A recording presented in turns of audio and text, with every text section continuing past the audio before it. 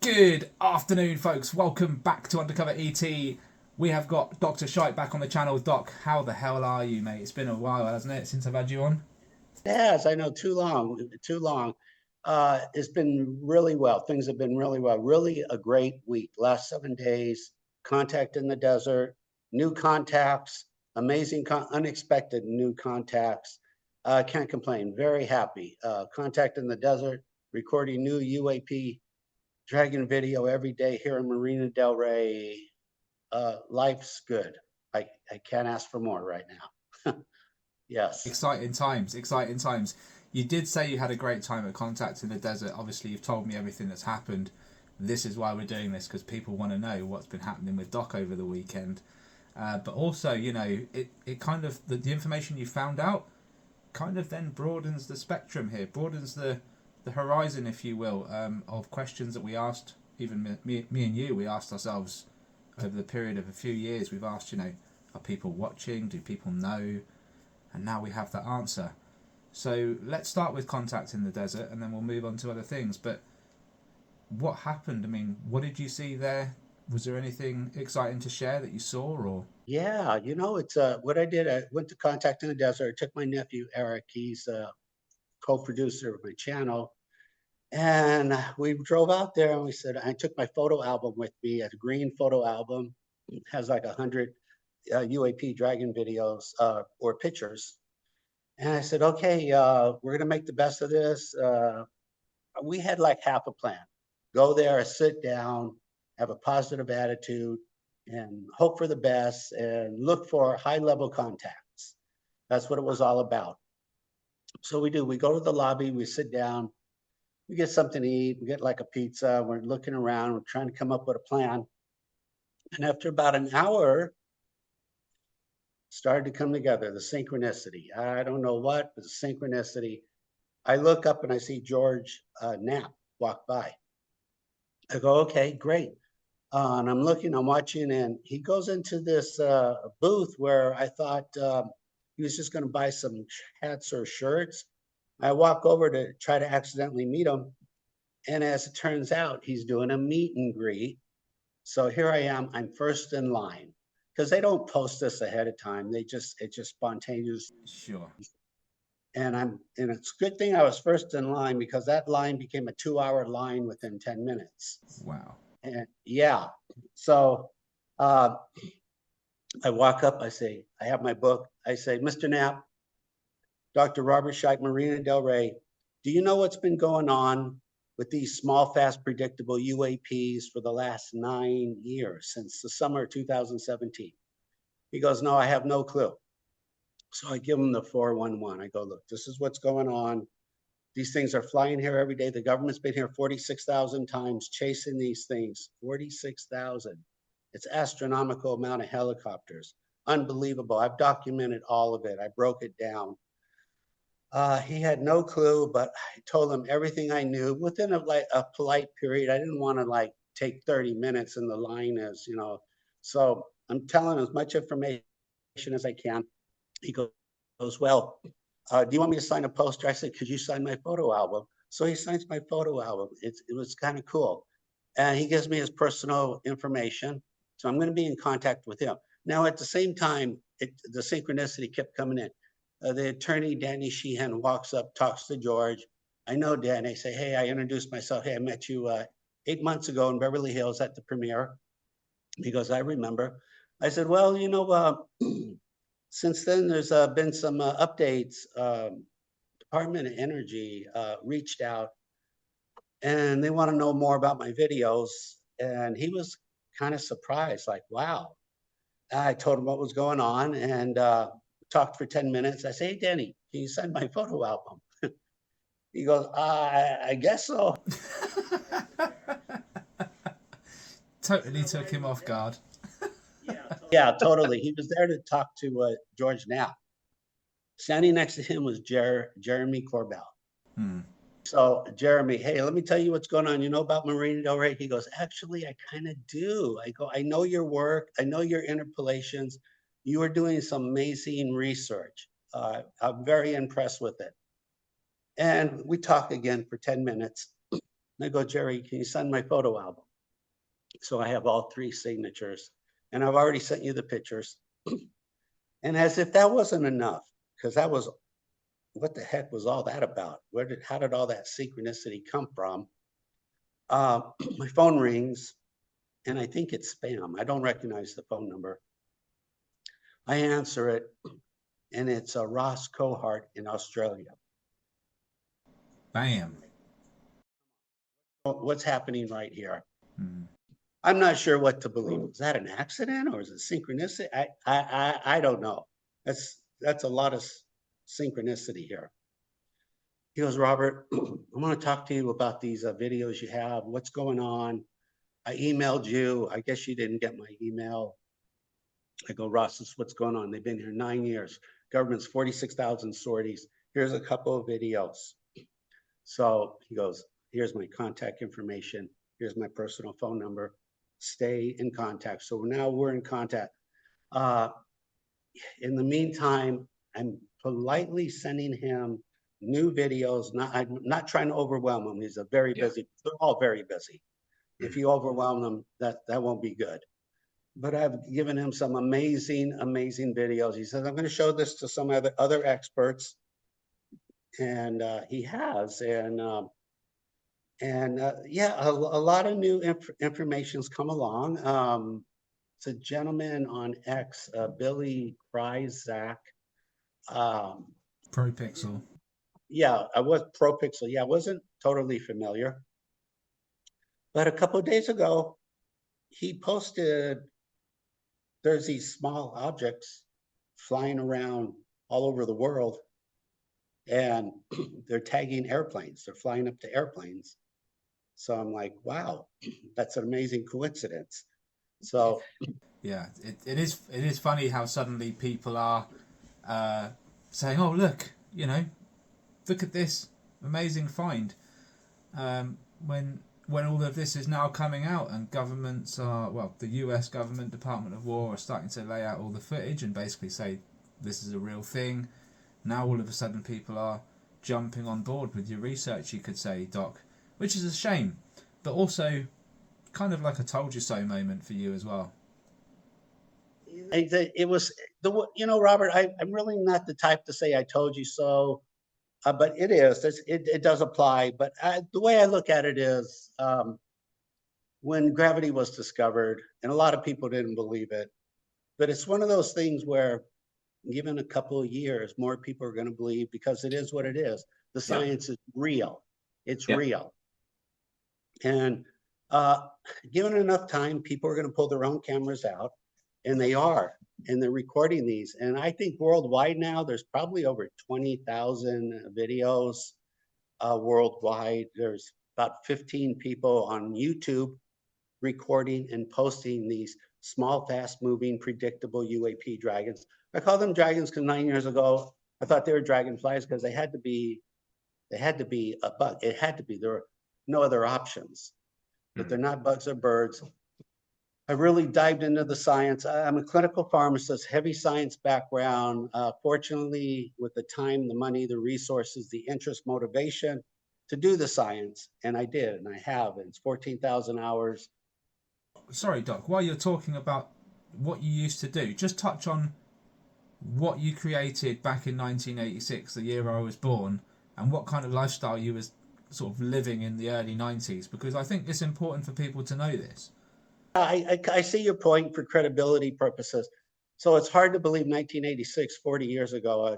To me, that sounds made up. I have even a problem believing that. But 1986, I went out on a limb, and I had a lot of confidence that I could start the mail order pharmacy business, which didn't exist, and it was from the experts I spoke with, it was impossible. It will never happen, because there's a lot of things. We didn't really have next day delivery. We didn't have the internet. We didn't have fax machines. We didn't have really 800 numbers.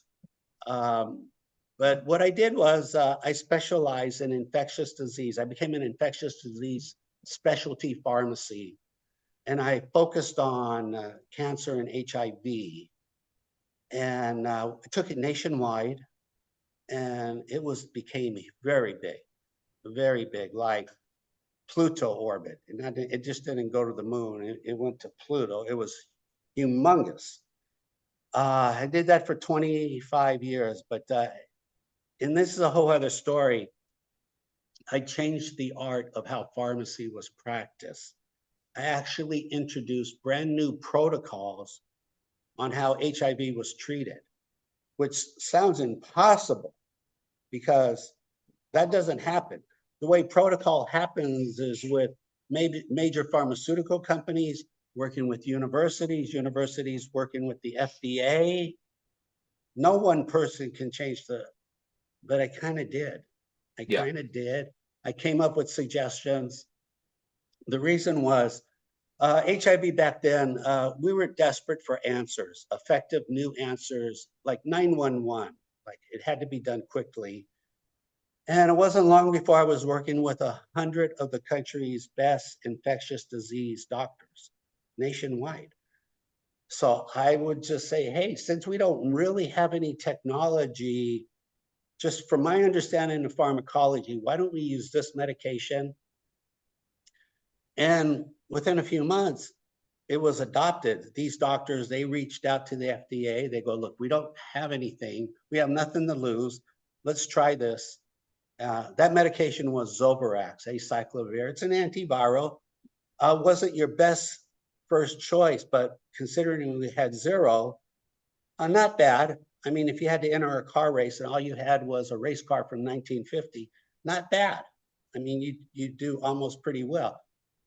So I introduced the concept of antiviral. We did have retrovir AZT, and I said, why don't we wash it down with some Zovirax? We have nothing to lose. Well, it turned out to work, and it turned out big. Within a couple of years, there were millions of bottles of Zovirax now being sold with the AZT retrovir. Yeah, I made somebody a lot of money. So within the same year, I came up with another suggestion. I said, why don't we give them growth hormone? Because there's really no downside, and it could really benefit, it could really strengthen a human being, their immune system. And at first it was like, no, that's out of the question. We will not do that. We will not offer it. But again, a few years went by, and the next thing I know, it's being offered. It's a multi-billion-dollar paradigm. And now it's being offered to the HIV community. Made somebody of tens of billions of dollars. And then I did it again. I said, you know what? Because there were 3 drugs at the time, Robert. Again, I'm just trying to help out. I'm trying to be a team player, help out humanity. People are sick, they're dying, and Obviously, Doc, you did well out of it yourself. You run a pharmacy. You did quite well. Yeah, what I did was I've been told it can't be done. It's impossible. It cannot be done. I was told it cannot be done before I started. Even when I was doing it, they said, no, it can't be done. What you're doing. Mm-hmm. And just real quick, I said, look, why don't, because there were 3 drugs at the time back in 88 or something. There were Bactrim, Daraprim, and Dapsone. They seemed to help HIV patients, but we didn't know why, but they seemed to help. I said, okay, you know what, Robert, you went to pharmacy school forever. Let's figure out a common denominator. Again, see if we could help. And I look at the molecules of all of them. I go, they all have sulfur in common. So what do we got to lose? Let's give everybody sulfur. So I'm like, how are we going to do this? And I got to think of it quickly. How are we going to do this? I'm praying, I'm meditating. A few days later, and it comes to me. Give everybody NAC, N-acetylcysteine. It's an amino acid, very safe. N-acetylcysteine contains sulfur. I put the word out. I told all the doctors in the country. I started giving it out. Bingo. It was the perfect backup supplement. It worked very well. So my point is, I did change the protocol of how HIV was treated. And fortunately, a lot of people are still alive to this day. And frankly, they would not have been. Even more amazing, there was a young lady 40 years ago. She is still alive because she followed the protocol, which broke all the odds. So I'm just saying, I know a little bit about science. I have the funds, the motivation, the interest. Again, the right place at the right time. Marina Del Rey, even though these UAP fast movers, these dragons are all over the world, they are. They're in your backyard. Marina Del Rey is infested, and I happen to live here, so I'm in the right place at the right time. And 9 years ago, when the basically the Pentagon invaded with helicopters, the Marina started flying 300 feet in circles every day, 3, 4, 5 hours. That's not normal. After 14 days, I took my camera out, started recording the Coast Guard and the Blackhawks. Like, why are you still here? Why are you flying circles over 6,000 vessels? Marina Del Rey is the biggest marina right now in the world. I think they want to build a bigger one in Dubai, but right now it's the biggest in the world. So why would the Coast Guard and Blackhawks be circling Marina Del Rey for 14? I mean, the biggest question I found is, how is it only taking you 2 weeks to realise something's going on and to pull your phone out? And it's taken other people years and years. It's taken other people for the US Department of War to start releasing stuff, and for Ross Coulthard to talk about it on News Nation, to start taking your research seriously. We're here 9 years on. These are great questions. I think maybe in their defense, they're just not understanding the plethora amount of overwhelming evidence I've accumulated in my library here. There's 6,000 videos. Maybe they're thinking, oh, Robert, you got 1 or 2 good videos. That's not enough proof, Robert. You need hundreds. You need repeatability. You need overwhelming evidence. You need evidence like 2 cameras recorded with 2 cameras, or triggering the X-band car radar detector, X-band, K-band, or recording audio clicks, sound clicks, RF, or messing with your autofocus. Or as of now, I do countdown videos, 30, 20, 10 seconds. They're even better. They're even better. And I've just emailed Gerald at NASA Citizen Scientist and said to him, there's no point, ignoring the X and K band radio frequency hits. And he said, but how can you tell that these frequencies are not just travelling through the air and you're picking them up in the moment? And I said, well, because this person is timing when the objects are going to pass, and when they do come into visual, on the odd occasion we'll get a radio hit. And when it's 1,000, 2,000, 10,000 videos, it becomes quite apparent, But he's not obviously been diving into the research like we have. This is what you've just said, No, they're not looking at the research. It's as simple as that. They're asking good questions, but they're not willing to put 5 minutes in. Yeah. Okay, obviously, I'm doing countdown videos from 90 seconds out, 90, 80, 70, 3, 2, 1. These things fly by, the X-band goes off, and I can't imagine me trying to do that even from my hotspot. It would take a long time for me to just be at that spot, watching, waiting for something to happen. I mean, you're using helicopters as an example, and they've obviously got a target they're going to. For me, it's like they're just launching off at random times and coming back at random times, and I couldn't tell you exactly when they're going to launch off. But for you, it's kind of like, oh, there's a chopper coming in. I'll count down from 90, and then we'll go from there. And it's like, I remember you telling me. I just laughed. I laughed because it's funny now, our end. And then I got to admit, that video was exceptionally good because it was 90 seconds out. The UAP Dragon tagged the radar detector. It goes off. And then, do you have more proof, Robert? Well, the roof camera, which is 40 feet from the balcony, recorded the Dragon. How much more do you want? They want you to climb on top of it and ride it as it's going through the sky.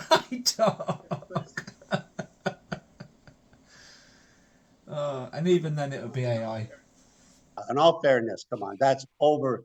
No, Robert, serious. I could take this evidence to any court of law on planet Earth and show them And what do you think the people, they would say this guy's got overwhelming evidence. What more do you want? Whether they believe it or not is factual. Right. You don't even have to believe it. Just based on the evidence, you would say something is going on here. And it needs to be looked. And that's why the Pentagon's been here 46,000 times, not even to mention the research vessels right here that were parked in the last 6 years. Research vessels, and I'll give you the names: the Decisive, Ocean Investigator, multiple Coast Guard cutters sitting right there, literally looking at the jetty rocks with their radar, high-tech equipment. The Gifford as well, Gabriella Gifford. Gabriella Gifford. And then it got to the point where the Coast Guard said, we give up. So the Navy said, we're sending in a warship, the USS Gabriella Gifford. It came and parked right here, right in front of me. I look out my window. You know how big that ship is? I couldn't believe it's humongous. It sat there all day recording data, throwing out its best. It even threw out probably, I don't know, it might be top secret. They threw down a chemtrail, a 2-mile chemtrail over the jetty rocks, a rainbow chemtrail. And after an hour, it started to drip like candle wax. Amazing technology. I have all the video, all the pictures. I think the theory is it's dripping ions, aluminum, copper, and you fly through it, and you get painted on radar. It's brilliant on the Navy's part, brilliant. So even if these things are stealth, they're gonna get painted. It's gonna show up on their radar. They have the data. Eventually, citizens, once the Pentagon says, we've given you everything we have, I say, no, you haven't. I want the data from the USS Gabriella Gifford. Here's the day, here's the time. They're gonna go, we don't know what you're talking about. I'm gonna show them the video. I mean, even if they drop that into the air and they record something going through it, if they get no data back, that's incredible. Because you could have a bird go through it and you'd get data back, right? Yeah, think about the concept. The Pentagon sent a warship to the jetty rocks, like 1,000 feet from the jetty rocks. Think about the broad concept as well, Doc. If we're dealing with something that's at least a couple of thousand years ahead of us, and that's being nice, they're likely going to be 1 million years or 500,000 years more advanced, right? But if we're going back end, we can only really say 2,000-3,000 years maybe. Depends, I guess, how the future holds, like the future goes. But they seem really, really advanced. And so for us to assume that they're not going to have nanotechnology that we already possess, but a higher level of that, it's not unheard of, to be honest. It's not something that people haven't thought of. Like all of these directors and filmmakers that make stuff like the Transformers and all of that, Star Trek, they thought about this stuff a long time ago. And it's really not too far-fetched that they would have something like that. No, it's not, because look, at this point, we on a molecular, on a quantum level, we can actually rearrange atoms. We take pictures of atoms, how they're arranged. It's amazing. I find that amazing. So what do you think in 1,000 years, how good we'll be?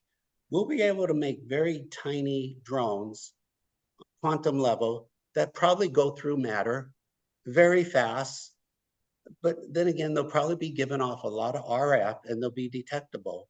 And that's what all this is. And it's happening now. And anyone can record this. Any of your viewers, wherever you are, you see a helicopter, pull out your phone, hold it sideways, because most UAP dragons fly horizontal. Zoom in 10% for 30 seconds. Look for a dot, like a bullet. You'll only see one frame or half a frame. You'll see you'll say, I think I saw something. And you go back, slow it down, and there it is. And don't give up on your first video. And summer's coming and blue skies are coming. I love blue skies. Absolutely. Yeah. And the old saying goes on, if you keep recording, the more that do it, the more that will capture. And we're not just talking dragons. We've captured orbs in the past, Doc. I've captured an orb live. You've done it. You've captured an orb. What the hell is that? You didn't have no idea what it was. No one does, right? No one does. But what the hell is it doing there? this is what we need to find out, guys. This is what we need to find out collectively. And, you know, and by the way, I want to address other people's concerns. There's two concerns that they're scared. They don't know what these are. Some people are scared, and I was scared. I could just say after 100 days, it went away. And my fear was replaced by curiosity. I also think these are demons that seems to be popping up. I really do not believe they're demons. I believe in demons. I believe in evil.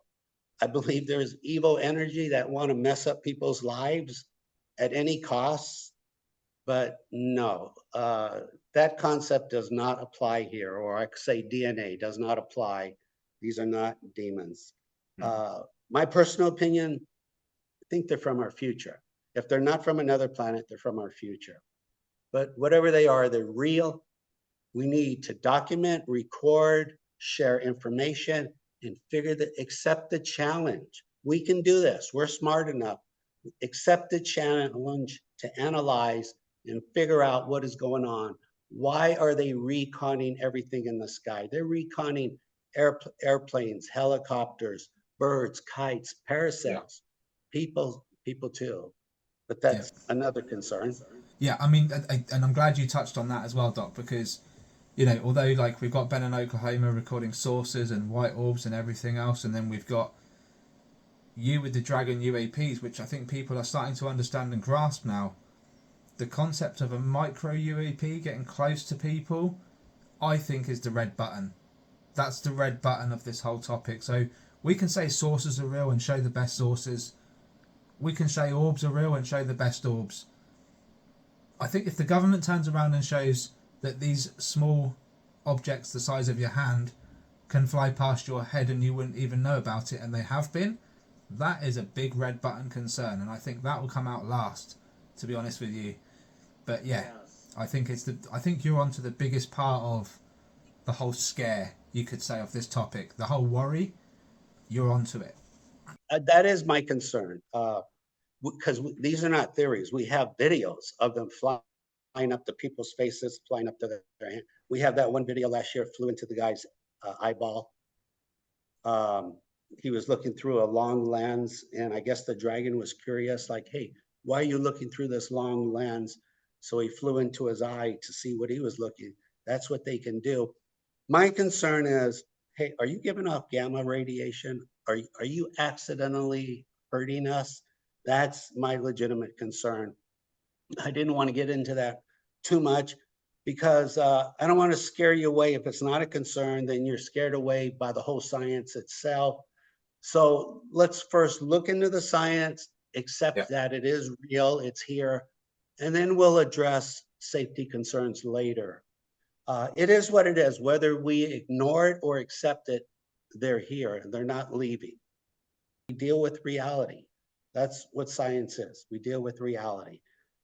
And eventually, we'll get ahead of this. We will. We'll get ahead of it. I can see lots of ways we'll get ahead of us. Computer science, they'll make new apps. These apps will listen to RF. They'll be able to hear X-band frequencies, audio frequencies, and your phone will just vibrate or buzz. And they'll tell you, dragon alert, dragon nearby. Another apps will be invented to automatically record the skies, locate dragons, separate them, interpolate them, and say, here's your interpolation, all within seconds. Not just the dragons, all objects. All objects. We want to know what's flying with the dragons, or what, you know, if the dragons are flying with something else. We want to know what intent is, capability, numbers, where they are and where they aren't. There's so many different things. We can safely assume these autonomous cars that are driving around, we have a lot of them in Los Angeles now, the Waymo cars. Mm-hmm. They are flying up to the Waymo cars because the Waymo cars have advanced LiDAR. That's how they self-drive. So the engineers back at Waymo are like, hey, we factored in for bugs, but what are these things? Eventually, they're going to go, whoa, whoa, whoa, whoa. We've accidentally made a major discovery. So I wouldn't be surprised if, you know, in the future, Waymo starts talking about this. Their engineers will be way ahead of us. They're very predictable. just pull your phone out, record again, landscape, look for a dot. Don't give up on your first video. However, don't be surprised if you reach out to me or yourself and say, hey, I got a dragon video on my first try. I've heard that a lot, Robert. I've heard that a lot. Yeah. And I don't even know, when I hear that, I don't even know what to say. I don't say, I knew you would, because, you know, chances are you record 5 videos, you're going to get a dragon. But I would never say you'll get a dragon on your first video, but it's happening. I'm hearing it a lot. People are picking up on areas as well. Like where I am now, there's not so much going on behind me, and it's a big sky, right? But you go to a specific, like, if I could go down the road and get lucky, well, I have. I've literally gone 15 minutes walk down the road and had that nighttime capture, which it wasn't a dragon at all, right? But I don't know what it was. But that was looking at with night vision goggles, whole different spectrum. Managed to see something that I physically could not see with my own eyes. There was, as far as I could see, there was nothing there, you know? But there was. So, you know, also to help your viewers, in case you don't know, as I didn't know, there's something called free radar on the internet. There's like 3 or 4 apps like this. I like to use Plane Finder because it's the simplest and it allows you to time travel. So if somebody says, hey, I recorded this a week ago over London, you can go on Plane Finder at that exact time and you can see if there was an airplane in that area. And if there wasn't an airplane, that's a legitimate UAP. I think you've got up to like 5 days on the free service or something like that, where you can go back, or up to a week. Is it 9 days? 90 days. And if you become a subscriber for $1 a month, you can go back 3 years. Wow. There you go. That's just a tool everyone should be using. I use it. Doc uses it. If you guys saw the last video with Ben Harrison in Oklahoma, I used it here for his video. A good example. 2 years ago, there were some major lights over San Diego, 10 o'clock at night. Major sighting.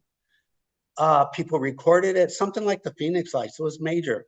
So the news people came out, and the news people, they went to the sheriff, said, hey, what are these lights? The sheriff said, we don't know. Go talk to the police. Police said, we don't know. Go talk to the Army. Army said, we don't know. Go talk to the Coast Guard. Coast Guard said, we don't know. So at that point, I thought it was a ridiculous merry-go-round. So as a long shot, I said, you know what? Let me look on Plane Finder. I know the day, I know the time. Let me see if there were any airplanes in the area. And sure enough, and I did a screenshot, Department of Homeland Security was flying circles around these lights. Yeah. About 25, 35 times. And it just goes to show, when you've got Homeland Security, if you're working or you have the interest of the Department of Energy, then you are well over the target of interest. And I think you must have shocked Danny Sheehan. You must have shocked him with your answer, because he was probably not expecting you to be in contact with someone who would be above him in terms of need to know, right? And the Department of Energy are up there at the top, because they are the only ones who are not going to share anything, but will know everything there is to know. So the Lawrence Livermore National Laboratory, Northern California. Yeah, I'm talking with a 45-year optical senior physicist. The best they have. Yeah, I mean, that's as high as it can get as far as I'm concerned. I mean, you're basically royalty, Doc. You know, you're basically royalty now in the UFO world. Well, thank you. I appreciate at 9 years, 14,000 hours. Yeah, they reached out only after that 90-second countdown video. Even they said, Robert, we've been watching for several years, but that 90-second countdown, how did you do that? I said, what do you mean, how did I do that? I've been telling everyone, it's not magic. It's not psychic ability. Helicopters fly up to the Jetty Rocks. So you just do a countdown. It's easy to estimate when they're going to fly over. Anyway, they're on board. Good. About time. It only took, like I say, the Department of War to start talking about it and for Ross Coulthard to do something on News Nation for it to be taken seriously. And now Jeremy Corbell knows, now George Knapp knows. It's probably an overload of information, but they know, they're on board. That's cracking news, Doc. We are running out of time, so we are going to have to wrap it up, unfortunately. I do love talking to you, Doc, but we'll get you back on the show again. We're just starting. We're just getting fired up, guys. We've got so much more to do. Like I say, knowing they exist, tick. We've got so much more to work out that hasn't been ticked yet. A long, long list. And then we've got a lot of stuff to build and try and fix humanity and the Earth if we can. I think we can. I think it's possible. Eventually we'll get there.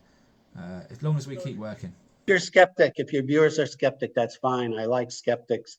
But be fair to yourself. Take your phone out, record a few helicopters. Yeah, we're not trying to convince you. We're trying to convince you to convince yourselves. Because it really does matter. Even on a conscious level, taking aside the technological, I think on a conscious level, it's important everyone knows and understands what we've got around us. Once we accept that, I think the technology will come in hand and we'll have what we want in life. Doc, thank you so much for your time. Pleasure as always. God, peace. Thank you. Take care, buddy.